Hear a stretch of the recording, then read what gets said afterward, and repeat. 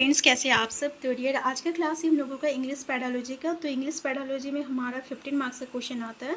15 marks जो रहेगा ये आपका कॉम्प्रीहेंशन और एक ग्रामर का रहेगा, जिसमें एक दो ग्रामर पूछा जाएगा। तो चलिए हम लोग स्टार्ट करते हैं आज का क्लास पैडालॉजी का। देखिए, ये जो 15 मार्क्स का जो आपका कॉम्प्रीहेंशन जो रहेगा ये बहुत ही ईजी रहेगा। जो भी क्वेश्चन रहेगा वो आपका कॉम्प्रीहेंशन से रहेगा, डायरेक्ट क्वेश्चन पूछा जाता है। तो चलिए हम लोग स्टार्ट करते हैं। पहला क्वेश्चन है आपका, language skills should be taught in isolation through clear explanation in an integrated manner through imitation. Imitation मतलब नकल करना होता है, ठीक है। जैसे छोटे बच्चे जो होते हैं ना, बड़े का नकल करते हैं, उसको हम लोग इमिटेशन कहते हैं, ठीक है। तो इमिटेशन नकल करके नहीं हो सकता है। आइसोलेशन मतलब अकेला होता है। जैसे आप हिंदी पढ़ा रहे हो तो हिंदी पढ़ाओ, ठीक है, और कुछ और नहीं करना है। तो ये इसको आइसोलेशन कहते हैं। या क्लियर एक्सप्लेनेशन दो। यहाँ पे इंटीग्रेटेड मैनर का कहा जाता है ना कि भाषा को दूसरे शब्दों में जोड़कर पढ़ाना चाहिए, ठीक है। ये एक पॉजिटिव सेंटेंस है, तो इसलिए बोल रहे हैं कि इन एन इंटीग्रेटेड मैनर जो है लैंग्वेज स्किल्स को पढ़ाना चाहिए। नेक्स्ट है, after reading a story on fish, if a teacher asks children to answer, imagine if you are fish in a pond, what do you see around you. This is an example of close type question, open ended question, multiple choice question, comprehension question. MCQ question तो आपको पता है, जो कि हम लोग exam में देते हैं। डायरेक्ट आपको क्वेश्चन जो रहता है टिक करना रहता है कोई एक ऑप्शन पे।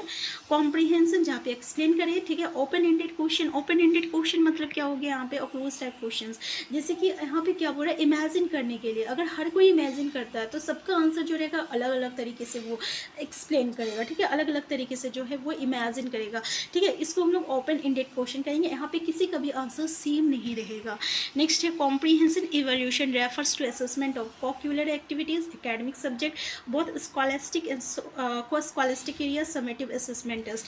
हमारा करेक्ट आंसर क्या हो जाएगा यहाँ पे, तो देखिए हमारा करेक्ट आंसर आंसर 3 हो जाएगा। both scholastic and को स्कॉलिस्टिक एरियाज हो जाएगा, ठीक है। तो आंसर 3 हो जाएगा। नेक्स्ट है, mixed ability group is heterogeneous is economic status, gender and age, social status, knowledge and skill.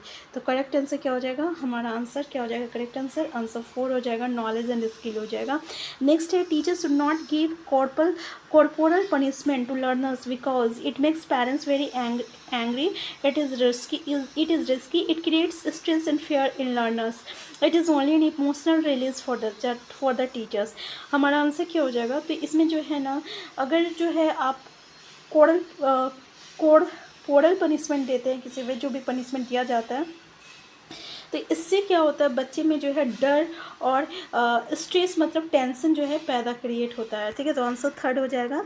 Next question है, during the process of language learning student lake confidence in their pronunciation, ठीक है। Pronunciation में जो है यहाँ पे कभी कभी कोई बच्चे अच्छे से प्रोनाउंसिएशन नहीं कर पाते हैं, तो इसको जो है कम करने के लिए how can one overcome this, यानी इसको आप कैसे दूर कर सकते हैं। करेक्टिंग मिस्टेक इमीडिएटली, जैसे ही आप गलत करोगे वैसे ही आप उसको सुधारोगे। Reading aloud in the class में, अगर आप क्लास में जो है जोर जोर से पढ़ोगे, ठीक है। इसलिए हम लोग के क्लास में जब हम लोग छोटे थे ना, तो लॉर्डली पढ़ाया जाता था ताकि हमारा प्रोनाउंसिएशन सही हो सके। तो आंसर 2 जो रहेगा करेक्ट आंसर हो जाएगा। नेक्स्ट है, I love Ophelia 40,000 brothers could not with all their quantity of love make up my some.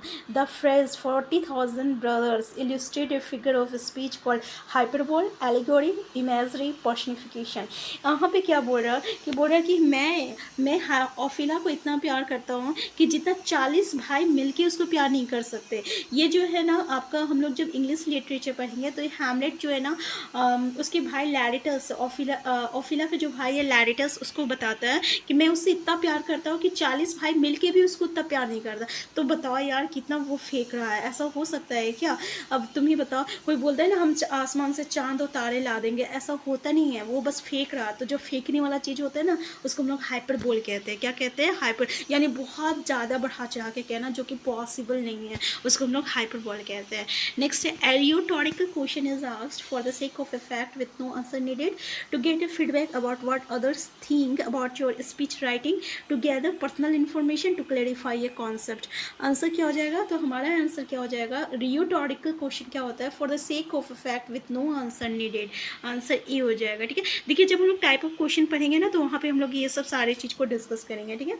Next है under the constructivist approach to language learning learners are encouraged to avoid errors completely, practice language drills mechanically या learn grammar rules by rote या discover the rules of grammar for example। यहाँ पे constructivist approach की बात कर रहा है, ठीक है।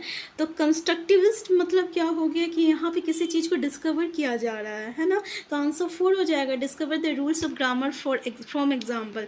इसको हम लोग क्या कहते हैं, कंस्ट्रक्टिविस्ट अप्रोच कहते हैं। पहला तो हो नहीं सकता कि एरर्स को अवॉइड किया जाए या प्रैक्टिस किया जाए ड्रिल मेथड से, या रूल्स बाय रोट। रोट मतलब रट्टा मारना, ये तो नेगेटिव कीवर्ड है, इसको पहले ही हटा दीजिए। तो कंस्ट्रक्टिविस्ट मतलब किसी चीज़ को क्रिएट करना, कंस्ट्रक्ट करना, तो वो तभी हो सकता है जब हम किसी चीज़ को डिस्कवर करेंगे। तो जैसे कि यहाँ पे डिस्कवर किया जा रहा, जैसे कोई एग्जांपल दिया जा रहा है, ठीक है, उसमें से ग्रामर को रूल्स को डिस्कवर किया जाए। अगर हम बोलेंगे राहुल जो है ना,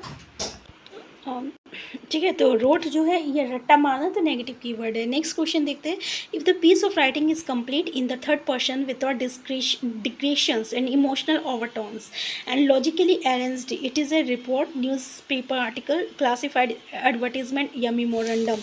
इसको हम लोग क्या कहते हैं, तो इसको हम लोग रिपोर्ट कहते हैं। यानी अगर आप किसी चीज़ में राइटिंग किसी चीज़ पे राइटिंग कर रहे हो और इन the third person without digression and emotional overtones, तो इसको हम लोग क्या कहेंगे, रिपोर्ट कहेंगे। नेक्स्ट है, when young learners are asked to read a text silently they should be instructed. जब मान लीजिए कोई यंग लर्नर जो है अगर वो पढ़ रहे हैं साइलेंटली मतलब चुपचाप, to infer the meaning of new words from the context and read with comprehension, मतलब नए चीज़ों को जानने के लिए। तो बिल्कुल सही बात है, अगर हम बिल्कुल शांत से किसी चीज़ को पढ़ रहे हैं, ठीक है ना, तो उसमें से हम लोग क्या देखना चाह रहे हैं, यानी कोई न्यू वर्ड है उसका मीनिंग देखना चाह रहे हैं, या उस कॉन्टेक्स्ट को या उस कॉम्प्रीहेंसन को जो है पढ़ रहे हैं, ठीक है। तो पहला जो रहेगा करेक्ट आंसर हो जाएगा। दूसरा बोल रहा है, to pay special attention to grammar items use in, अब जो ग्रामर आइटम्स जो है जो यूज़ किया गया पैसेज उसको देख रहे हैं, या to read fast even if they don't comprehend the meaning, हम लोग बस जल्दी जल्दी पढ़ रहे हैं बिना उसके मतलब को समझे हुए, तो ऐसा नहीं कर रहे हैं, ठीक है। To stop reading whenever they encounter है, और जब भी हमें कोई हार्ड या टिपिकल वर्ड मिले, हार्ड वर्ड मिले या कोई फ्रेजेस मिले, तो उसको हमें छोड़ देना चाहिए। तो ऐसा भी नहीं करना चाहिए। आंसर 1 जो रहेगा करेक्ट आंसर हो जाएगा। Next, which of the following is not a side of reading difficulty among young learners, difficulty in later in word recognition, reading speed and fluency, understanding word and ideas, spelling consistency। हमारे spelling का answer क्या हो जाएगा, spelling consistency हो जाएगा। Answer 4 हो जाएगा। क्या बोल रहा है, मान लीजिए कोई पढ़ रहा है, ठीक है, तो डिफ़िकल्टी इन, उसको डिफ़िकल्टी किस में नहीं होना चाहिए, तो letter and word recognization, reading speed and fluency, understanding word and ideas, या स्पेलिंग कंसिस्टेंसी में नहीं होना चाहिए। नेक्स्ट है, a teacher after preparing a question paper checks testing objectives, he is concern primary about the question papers, content coverage, topology of questions, reliability, validity. हमारा answer क्या हो जाएगा, हमारा आंसर 4 हो जाएगा, वैलिडिटी हो जाएगा, ठीक है। नेक्स्ट क्वेश्चन है आपका critical.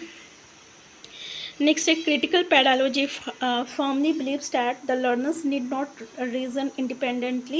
What children learned out of school is irrelevant. The experiences and perceptions of learners are important. The teacher should always read the classroom instructions. हमारा correct answer क्या हो जाएगा, the experiences and perceptions of learners are important, ठीक है। Critical pedagogy. Next है, according to NCF 2005, across the curriculum approach for teaching English means using English as a medium of instruction for all students, breaking down barriers between English and other subjects, having a separate curriculum for English which goes beyond the other subjects, treating English as one of the subjects in the curriculum। हमारा answer क्या हो जाएगा, breaking down barriers between English and other subject। यानी NCF 2005 में क्या बोल रहा है, अगर हम इंग्लिश को पढ़ा रहे हैं, ठीक है, तो जो बैरियर्स ओकर हो रहा है यानी इंग्लिश के बीच में और दूसरी लैंग्वेजेस के बीच में, ठीक है, तो उसको ख़त्म करना है। तो आंसर 2 जो रहेगा करेक्ट आंसर हो जाएगा। तो ये था हमारा पेडालॉजी का क्वेश्चंस। तो देख सकते हैं आप पेडालॉजी में हमें कैसे क्वेश्चन देखने को मिलता है। तो इसमें बस यही कर सकते हैं, आप ज़्यादा से ज़्यादा प्रैक्टिस कीजिए। आप जितना प्रैक्टिस कीजिएगा उतना ही ये आपके लिए ईजी रहेगा, ठीक है। तो हम फिर मिलते हैं नेक्स्ट क्लास में। चैनल में नए, चैनल को सब्सक्राइब कर लीजिएगा। Thank you.